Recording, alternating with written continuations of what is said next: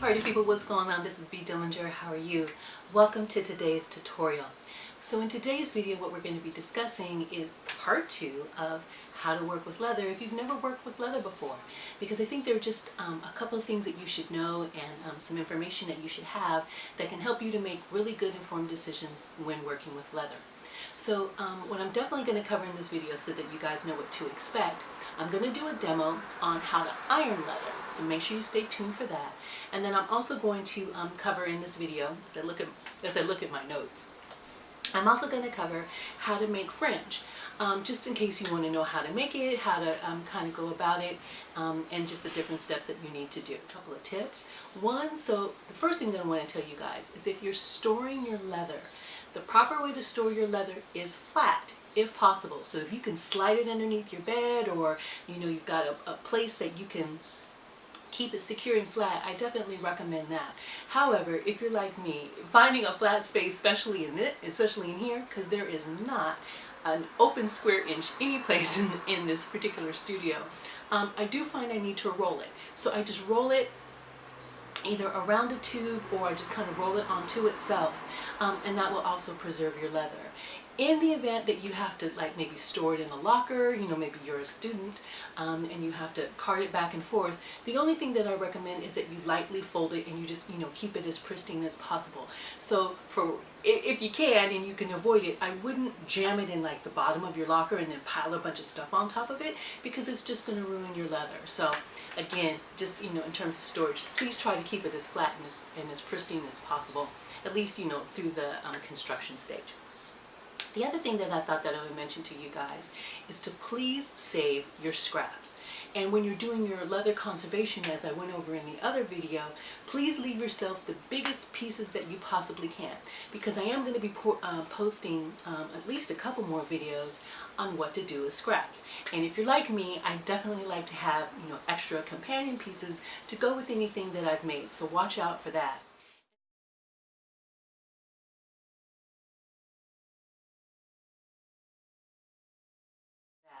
And then just real quickly, in terms of working with this bag, let's talk about lining. Now, if you're a home sewer and you used lining before, on the back of the commercial patterns, it'll give you a list of linings and things that you can use. Now, what I would say is handbags are very different than apparel. So you're not that you can't use the same linings, but you kind of have to engineer or go into your purchases of lining with a kind of engineering mindset. Meaning, the inside of your handbag is going to take a lot of abuse. Like, you're going to be putting your iPhone in there, and your iPad, and computer, and shoes, and just whatever essentials that you carry with you. So just keep in mind that your inside is going to take somewhat of a beating. So your lining has to be something that has a little body to it and has a little bit of stiffness, because it's going to be used quite frequently. So that being said, I wouldn't choose anything that's super drapey or very silky, like a silk or a charmeuse. So I would totally bypass buying anything like that for the lining, and just try to buy something that's maybe like a cotton blend, maybe a twill, or an acetate blend, something like that that's going to give you a little bit of body. Now, have I ever used a silky lining? Yes. And there are workarounds for that. But for a first project, I don't want to go too far into that kind of stuff, at least not yet. So, I will post another video for workarounds and things that I do here in the studio when I'm, there's something that I just really love and I still want to use it anyway, because there's always a way to get around it. The other thing that I thought that I would mention to you guys is about structure. So in terms of handbag structure, some of the parts that you don't see. So if you ever look at a handbag and you can see, you put it on the table and it stands up, really, strong and firm, there's a good chance that it has fillers in it. So if you've ever gripped the handle of a handbag and you kind of grab it really tight, you can feel that there's something in there. There's a multitude of things that can be in there. It can be, plastic tubing, or a heavy rope, or something of that nature. And those things are called fillers. And so for this particular project, you don't really need to know about that. However, going forward and in the future, there is a strong possibility if you guys want to make more handbags and you want to make the kind of handbags that I make, you are going to need some fillers.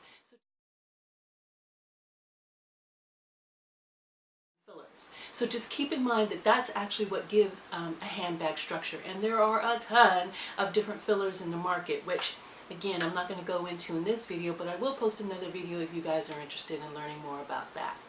Let me just look at my notes and see what else I have to tell you. I think that's it. So what I want to get into now is posting or going on to the demo, because that's what you guys are here for, and we'll do that, and then I'll come back at the end, do a quick recap, and that'll be the rest of the video. See you guys in a second.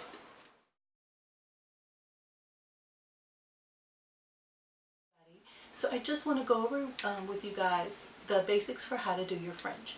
So basically what you do is you take your pattern piece, and then you want to figure out, the total width of your pattern piece. So in this case, it's 14 1/4.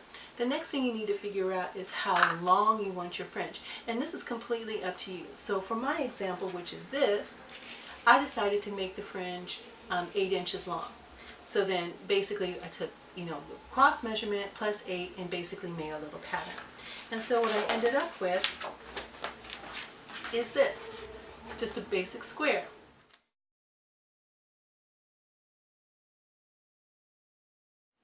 And then I take my plastic ruler and I basically then figure out how big or how wide I want these little strips to be. So in my case, I made mine 1/8 of an inch wide. You guys can make yours however wide you want.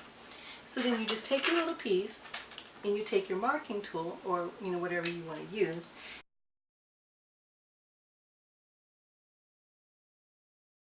and then working from the back side of your leather, you just start making some lines. And so again, remember how I told you guys that this plastic ruler is going to help you? This is definitely an instance where the plastic ruler will help you. So you just want to make sure that your piece is completely square, and then you just start making some lines where you're going to cut. And then so you make your first one, and your second one, and your third one, and so on until you have a bunch of lines. Then what I would do, I suggest, you take your metal ruler and you basically just lay it down where you're going to make your cuts. So just line up the top and the bottom, take your rotary tool, and then just start cutting. And that's basically how you make fringe.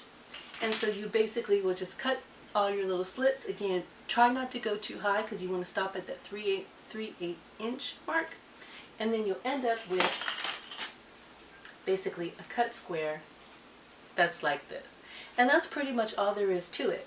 And then, in terms of taking this and putting it down, you definitely are going to need a sewing machine if you want to do the fringe component, because you're going to basically need to top stitch along the top edge to secure your fringe down. That pretty much is it if you want to apply, fringe to the front or the back of your bag. And it's up to you. You can either do, front and not the back, or you can do the back and not the front, or, just whatever you guys decide, or you can put the fringe on both sides. But just remember that you are going to need enough leather to be able to cut this. So in terms of how much leather you're going to need if you're going to do front back with fringe, is you're basically going to have to double your pattern and whatever that called for.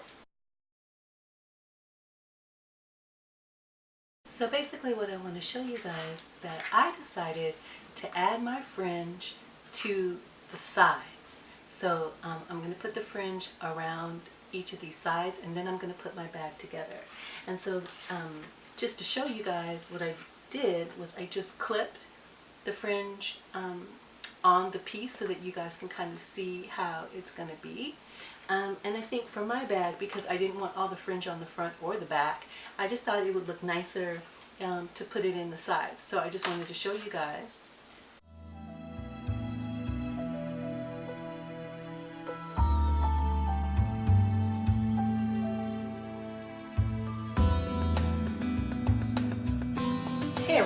So I just want to go over real quickly with you just a couple of details in terms of ironing your leather.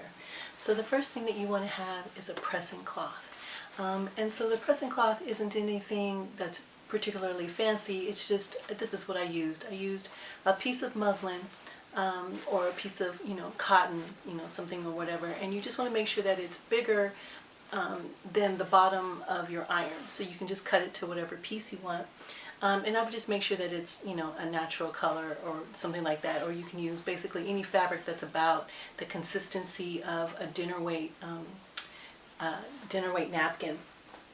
So, and then mine, I just wrote on the corner of mine so that I always know what it is. This is my pressing cloth. And then basically what I do is I start with, my iron. And then I set my iron on a very low setting, so not hot at all, just to start with.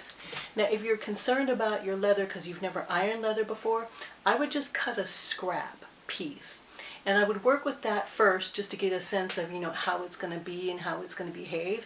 Because not every single leather can be ironed. Most of them can if you, like I said, you use a barrier.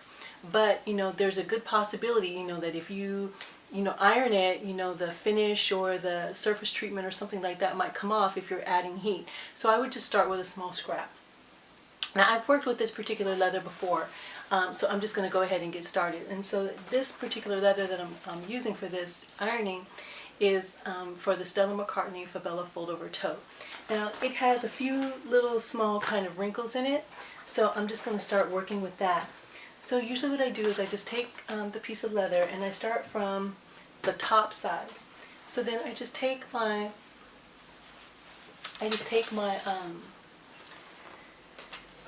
leather, lay that down, and then I just take my pressing cloth as such, and then I just start to, just lightly go over, the leather. And then I just stop for a second and I lift and I see, how's it looking? Does it look like it needs a little bit more? Mine definitely does. So I'm just going to apply a little bit more heat. And then just gently, try to, work out any of those creases. So now with mine, I've done that a couple times and it's just not hot enough. So I'm just going to turn up the temperature on my iron. It's slightly improved, and I think it's it's good enough for what we have to do. So now I'm just going to move on to the other piece. Now this one, has like a big kind of crease right here in the top. So I just want to try to work that out a little bit.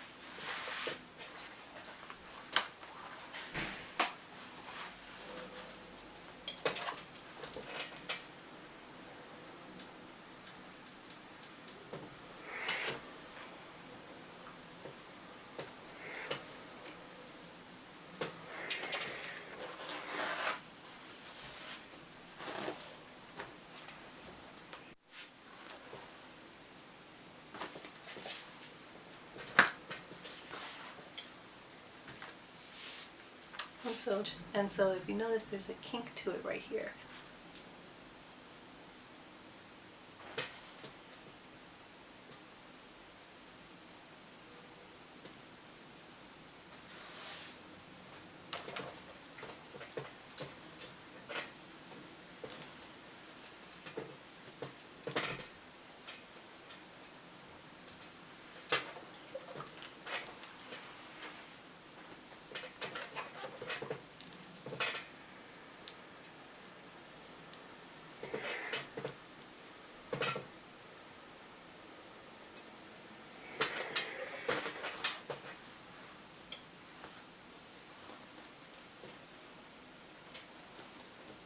much better now.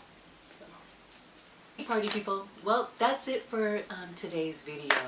If you learned something, definitely give this video a thumbs up. If you do want to stay up with the projects and the different things that I'm going to be working on and showing you guys how to make, definitely subscribe to my channel because I have a ton of stuff coming, and I have some really cool projects that I think you guys will be interested in, so please definitely stay tuned for that.